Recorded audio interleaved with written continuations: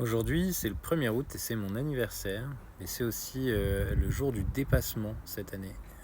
Je sais pas si tu connais le jour du dépassement, mais grosso modo, c'est le jour de l'année où on a consommé tout ce que la planète était en capacité de nous fournir en pouvant le renouveler ensuite.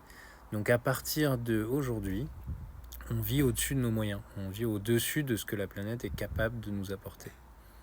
Dommage. Et je voulais te parler de ça un petit peu parce que le sujet des ressources, c'est un sujet qui est hyper important pour moi. C'est d'ailleurs au cœur de la raison d'être de ma boîte.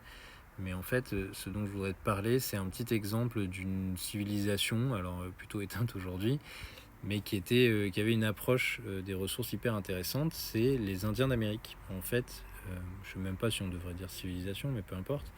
Les Indiens d'Amérique, ils avaient une conscience de la valeur des ressources qu'ils prélevaient dans leur environnement qui était hyper aiguë. Ils avaient un grand respect pour ça. Et en fait, ça se voyait parce qu'à chaque fois qu'ils tuaient un animal, ils faisaient une petite prière pour remercier l'animal d'avoir donné son âme contre ou sa vie pour pouvoir les nourrir, pour pouvoir les habiller. Et ça allait au point que absolument toutes les parties de l'animal étaient utilisées ensuite, et c'était une manière de lui montrer du respect. Donc la peau était utilisée pour faire des vêtements, pour faire des tipis, les tendons pour faire des cordes, les os pour faire des outils, la viande pour être mangée évidemment, la graisse aussi. Et d'ailleurs, même quand on faisait cuire la viande au-dessus du feu, c'était une insulte, c'était hyper mal vu de faire couler la graisse dans les braises. Donc il fallait faire très attention à ça.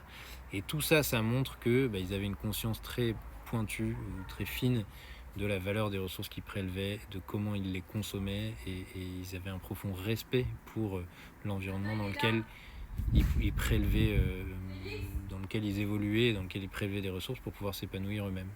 Et je pense qu'on mériterait beaucoup à se rappeler un petit peu de tout ça et à avoir cette même une approche qui serait inspirée de ça.